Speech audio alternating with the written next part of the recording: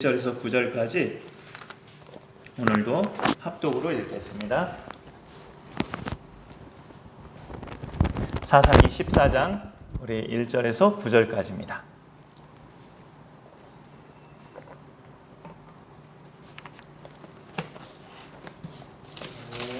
네, 우리 같이 1절에서 9절까지 합독으로 읽습니다. 시작. 삼손이 딥나에 내려가서 거기서 블레셋 사람의 딸들 중에서 한 여자를 보고 올라와서 자기 부모에게 말하여 이르되 내가 딥나에서 블레셋 사람의 딸들 중에서 한 여자를 보았사오니 이제 그를 맞이하여 내 아내로 삼게 하소서 하매 그의 부모가 그에게 이르되 내 형제들의 딸들 중에나 내 백성 중에 어찌 여자가 없어서 네가 할례 받지 아니한 블레셋 사람에게 가서 아내를 맞으려 하느냐 하니 삼손이 그의 아버지에게 이르되 내가 그 여자를 좋아하오니 나를 위하여 그 여자를 데려오소서 하니라.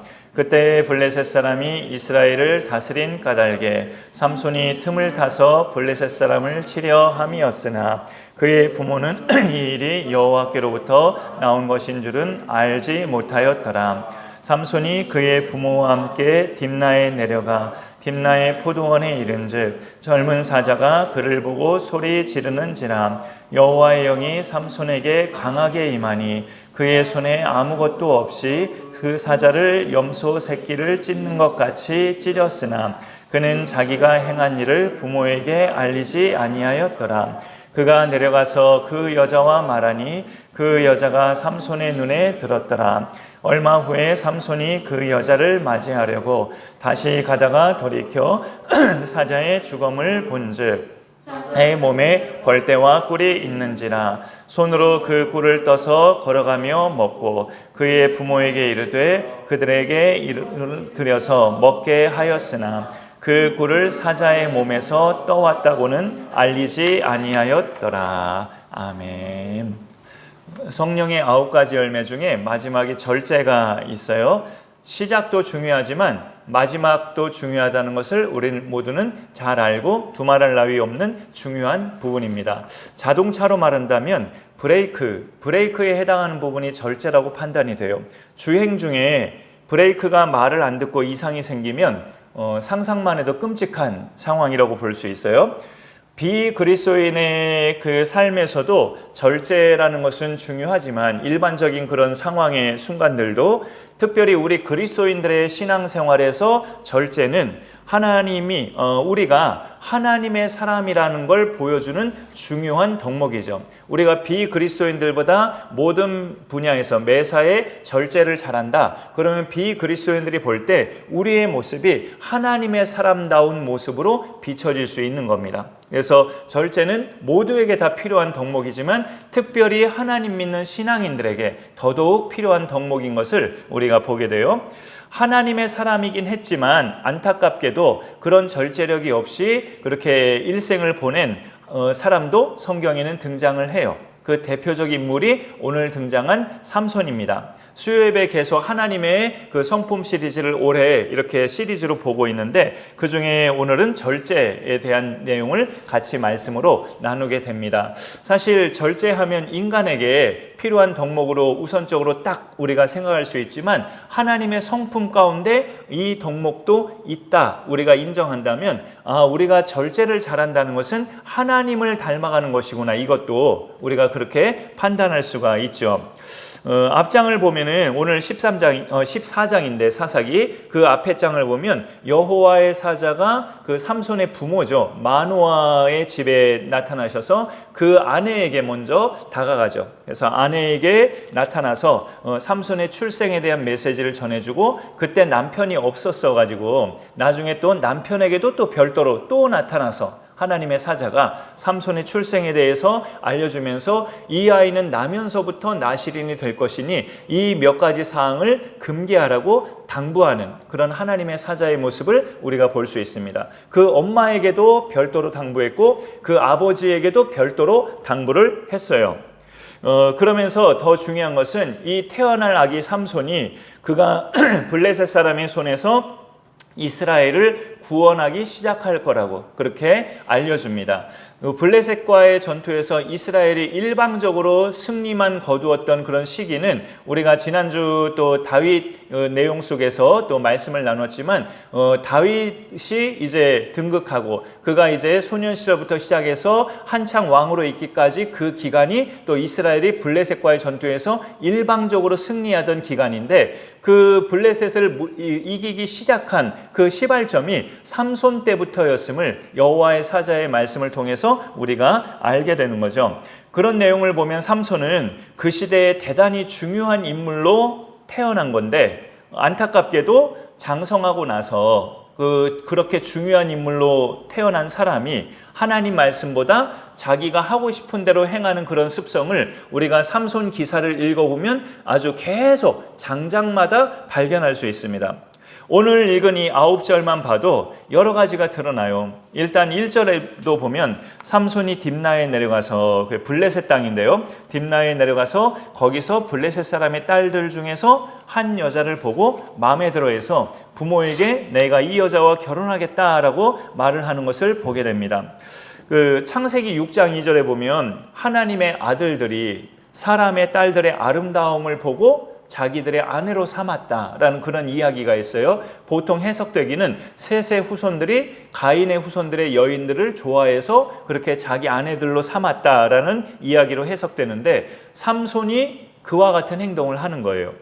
블레셋 땅의 딥나에서 한 여자가 자기 마음에 들어서 부모에게 요청합니다. 2절에 보면은 자기 부모에게 말하여 이르되 내가 딥나에서 블레셋 사람의 딸들 중에 한 여자를 보았사오니 이제 그를 맞이하여 내 아내로 삼게 하소서라고 말을 하고 있죠.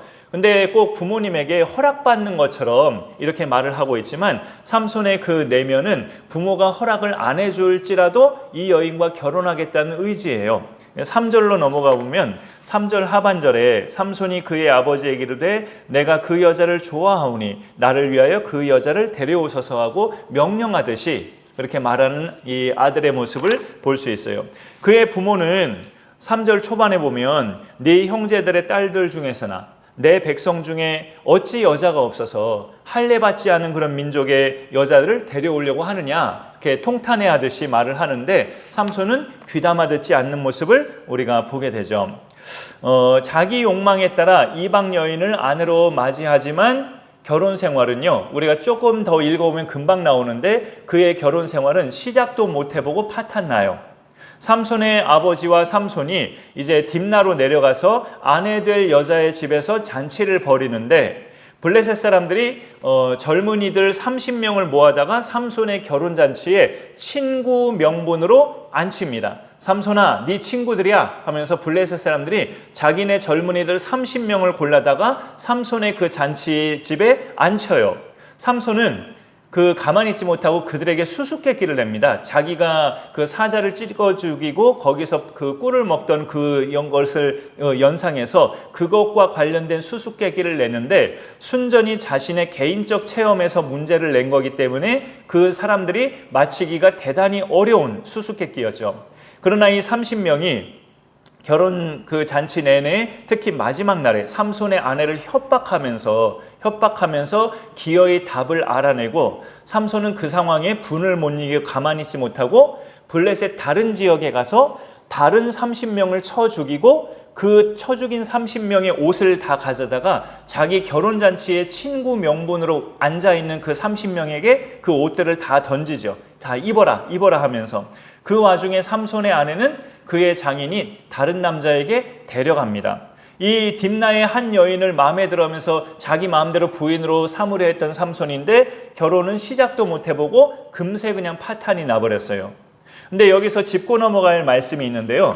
4절에 보면 그때 블레셋 사람이 이스라엘을 다스린 까닭에 삼손이 틈을 타서 블레셋 사람을 치려 함이었으나 그의 부모는 이 일이 여호와께로부터 나온 것인 줄은 알지 못하였더라. 이런 말씀이 있어서 삼손이 이렇게 그 블레셋 여인을 택한 게 그럼 하나님의 뜻이었단 말인가? 이렇게 반문이 되는 그런 이야기가 되는 거죠.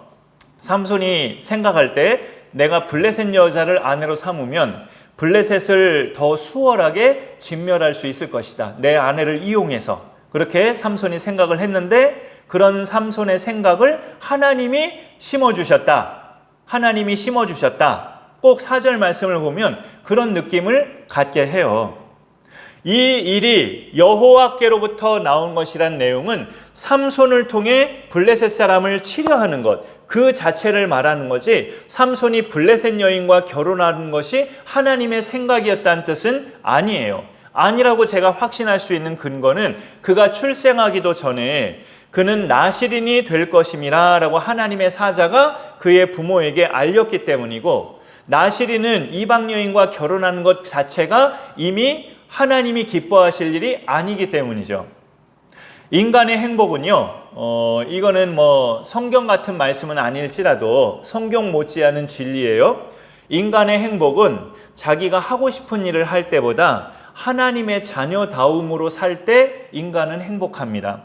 우리가 하나님의 자녀다운 모습으로 살 때 누구 미워하지 않고 누구 불편해하지 않고 누구를 늘 사랑하고 안아주고 참 어려운 일이죠. 근데 이제 그런 하나님의 자녀다운 모습으로 살아가는 것이 내가 하고 싶은 일 마음껏 하는 그런 순간보다 인간은 오묘한데 더 행복을 누릴 수 있어요.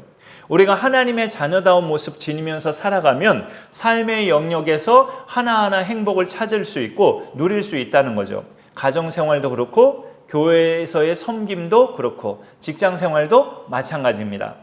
시련이나 어려움은 발생할 수 있어요. 시련이나 어려움은 생길 수 있지만 하나님이 인도하시는 길을 따라가면 그 안에서 우리는 하나하나 행복을 찾아나가면서 그 삶의 보람과 내 맘대로 살던 것과는 차원이 다른 이게 진짜 찐 행복이구나 라는 것을 알만한 행복을 누릴 수 있다는 거죠. 하나님의 인도하심 따라 살아가는 인생들이. 그러나 삼손은 그의 부모와 또 딥나에 내려가는 중에도 나실인의 규례를 계속 어기고 있어요. 그가 행복하게 사는 비결은 태어나기 전부터 부모에게 알려준 그 나실인의 규례를 지키면서 살아갈 때 그는 복받는 인생, 행복한 인생으로 살아갈 수 있는 거였는데 나실인의 규례를 밥 먹듯이 어깁니다. 5절 보면은 이제 좀 전에 말씀드렸던 그의 부모와 삼손이 딥나에 내려가 딥나의 포도원에 이른즉 젊은 사자가 그를 보고 소리 지른지라, 으르렁거렸다는 거겠죠. 근데 여기까지는, 이 5절까지는 삼손이 죄의 영향권에 들어왔거나 죄와 상관이 있다거나 라고는 말할 수 없어요. 포도원에 가까이 이르렀다, 거기서 젊은 사자를 봤다, 이거 자체는 삼손이 죄 지은 행동이 아닌 것을 우리가 보게 되는 것이죠.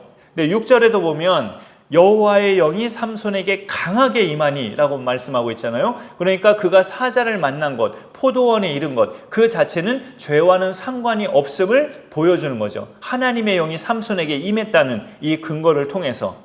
그러니까 힘이 왕성한 그 사자가 하나님의 영으로 강하게 임한 그 삼손 앞에서 완전히 찢김을 당하는, 완전히 그냥 무참하게 죽임당하는 모습을 여기 말씀에서 전개하고 있습니다. 거기 비유가 있는데 6절 중반에 그 사자를 염소 새끼를 찢는 것 같이 찢었으나 라고 되어 있죠. 찢었으나 라고 이렇게 좀 역접으로 되어 있는 것이 그는 자기가 행한 일을 부모에게 알리지 아니하였더라, 이 말씀 때문입니다. 왜 부모에게 알려야 하는 걸까요? 다 큰 아들인데 사자를 죽였으니 자기 의도와는 상관없이 그 사자를 죽였다면 본의 아니게 시체를 만진 거잖아요. 나실인인데 그러면 부모님에게 알려서 내가 오늘 사자를 만나 사자를 죽이게 됐는데 본의 아니게 내가 사자 시체를 만지게 됐습니다. 나실인의 규례를 내가 어겨버렸네요 하면서 그 부정함을 없애는 정결의식을 행했어야 되는 거죠. 율법서에 나오는 나실인이 갖춰야 될 정결의식을 행했어야 돼요. 삼손이 성장하는 동안에 자기가 나실인으로 태어났음을 부모님이 알려주지 않았을까요?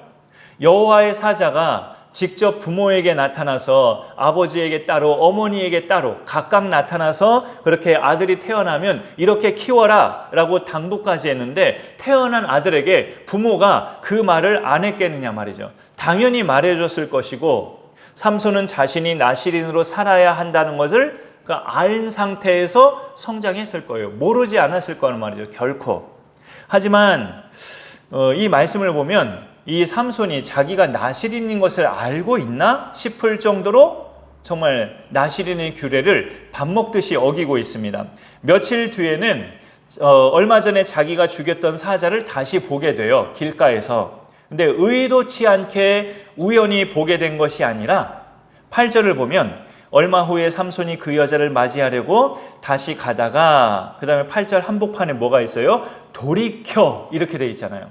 돌이켜 그 사자의 죽음을 본즉 내가 얼마 전에 죽인 사자 그대로 계속 길바닥에 그렇게 죽은 채로 있나? 하고 돌이켜 가서 봤다는 거예요. 자기가 의도로 그렇게 돌아가서 그 장소에 일부러 간 거예요. 확인하려고.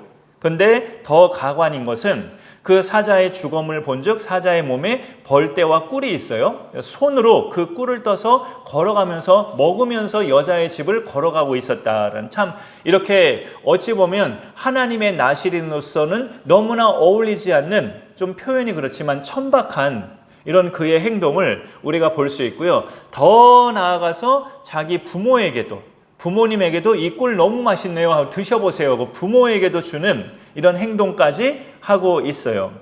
한순간에 자기도 부정한 사람이 되고 부모도 부정한 사람으로 만들고 이런 죄를 짓는 나시린의 모습을 여기서 보게 되는 것입니다. 이방 여인과 결혼한 것부터 해서 사자의 시체를 만지고 그 몸에 묻어있는 꿀을 퍼서 자기도 먹고 부모에게도 드리면서 완전히 복합적인 나시린의 규례를 복합적으로 어기고 있는 이의 모습을 우리가 보는 거죠. 그런데 우리가 보는 각도에 따라서 삼손이 왜 이렇게 됐을까라고 여러 가지 해석을 할 수 있겠지만 오늘 말씀 제목이 절제잖아요. 이 모든 것의 근원은 삼손의 무절제예요. 삼손의 무절제. 앞서 드린 말씀에 삼손이 포도원에 갔는데 거기서 사자를 만났다. 그 두 가지 상황은 전혀 죄와 상관이 없는 그런 상황이다라고 말씀을 드렸죠. 예, 말씀을 드렸어요. 근데 그가 포도원에 간 것도 바람직한 행동은 아닌 거죠. 포도원에 왜 가요? 나시린 돼가지고. 여호와의 사자가 삼손의 부모에게 말한 그 나시린의 규례 중에는 포도나무의 소산을 먹지 말며라는 말씀도 있어요. 포도주와 독주를 마시지 말라는 것뿐만이 아니라 포도나무의 소산을 먹지 말라는 것, 그 자체가 금하는 그 명령으로 그 여호와의 사자가 말씀했다고요. 그런 나시린이 포도원에 간 것은, 포도밭에 간 것은 유혹받을 만한 장소로 발걸음을 그렇게 내디딘 거죠. 이 부분에서 삼손은 자기를 조절하는 능력, 절제력을 갖지 못하고 그보다 앞서 블레셋 여자와 결혼하려는 것도 아무리 미모의 여인이라 해도 자기 마음을 다스렸다면 단호하게 접을 수 있었을 겁니다. 그래, 나는 나실인데, 나는 하나님의 특별한 백성으로 태어났는데 내가 할례 받지 못한 블레셋 사람들의 여인과 결혼할 수는 없지라고 마음을 다스릴 줄 알았다면 단호하게 접었을 거란 말이죠.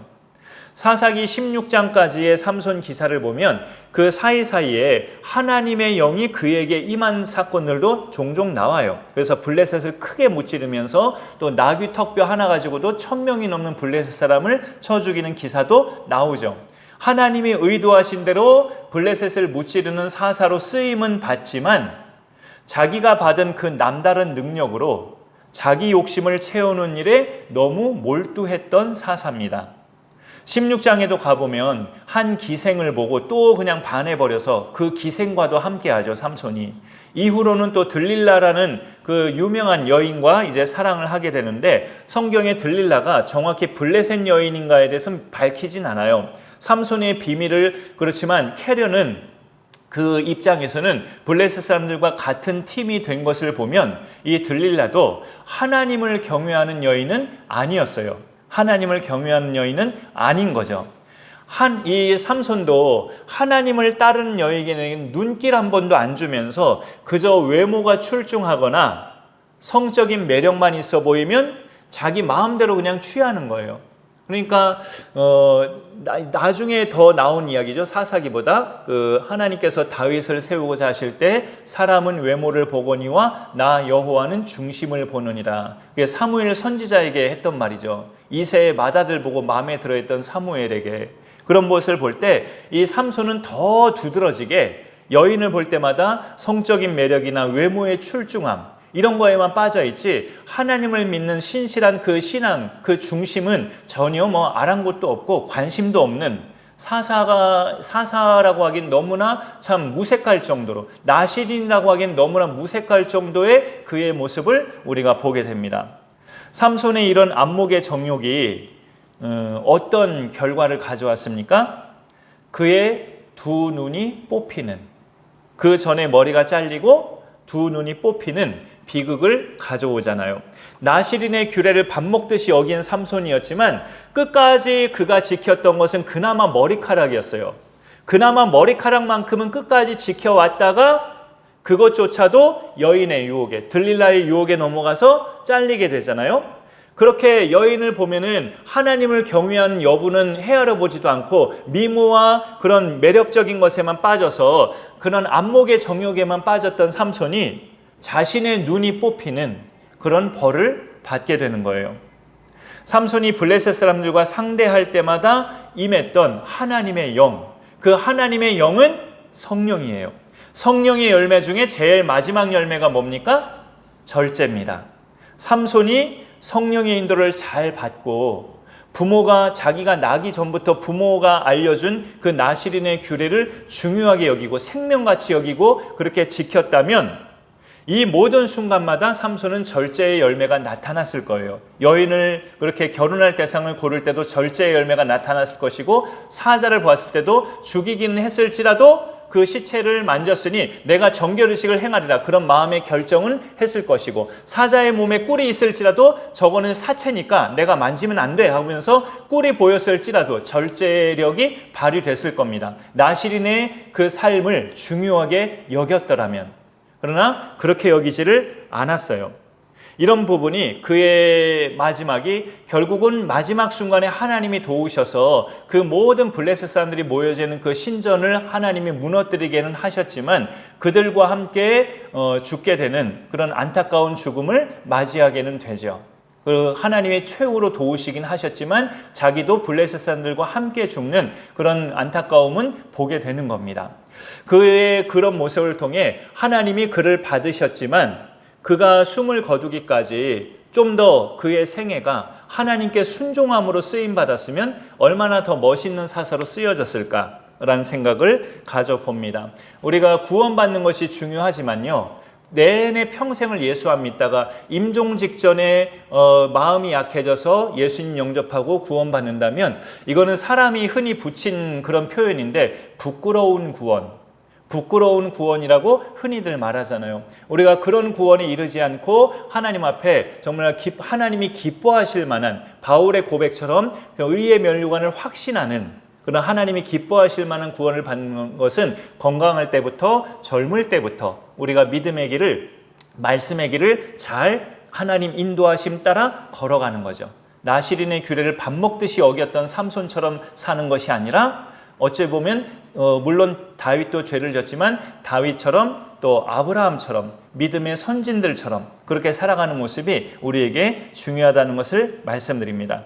하마터면 죄 지을 뻔했는데 잘 넘겼다면 그거는 절제의 힘이에요. 절제의 힘이 성령의 그 마지막 열매 중에 마지막 관문, 그 문인 것을, 닫는 문인 것을 우리가 기억하면서 사랑으로 시작해서 절제로 마치는 이 성령의 열매, 그 중에 특히 절제, 이것이 사랑 못지않게 중요하다는 것을 우리가 같이 인식하면서 이 열매들이 믿음 생활에서 아름답게 맺을 수 있기를 간절히 소망합니다. 네, 제가 기도하겠습니다.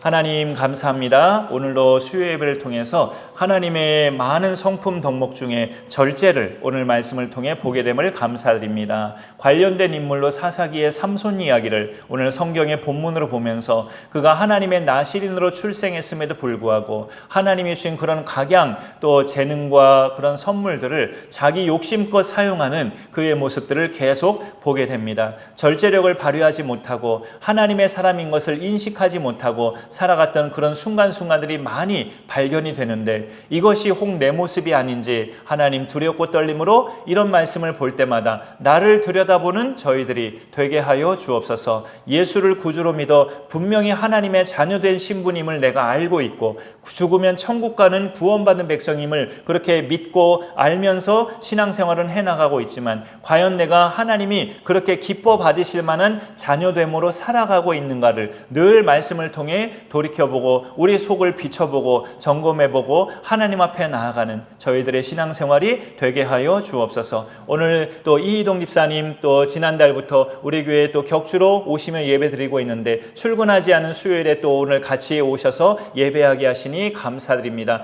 집사님의 영육간의 강건하심을 지켜주시고 본인의 약한 부분을 늘 이렇게 만날 때마다 솔직하게 다 말씀해 주시면서 하나님 앞에 나아가고자 몸부림하시는 귀한 집사님이신데 영육간의 강건하신 복과 그 일에 복됨을 허락해 주시고 일하시는 현장마다 모든 동료들과 좋은 관계가 잘 형성될 수 있도록 하나님께서 은혜 위에 은혜를 더하여 주옵소서. 체력의 강건함도 늘 지켜주시고 또 아내분과 귀한 자녀들 모든 식구들이 주 안에서 복되며 믿음 생활을 잘 해나가며 하나님이 기뻐 받으시는 복된 가정 될 수 있도록 하나님 늘 은혜와 사랑으로 우리 집사님과 그 가정에 함께하여 주옵소서. 우리의 사랑하는 성도님들의 모든 가정들 위에 그런 은총으로 함께하여 주옵소서. 감사드리며 예수님의 이름으로 기도드립니다. 아멘.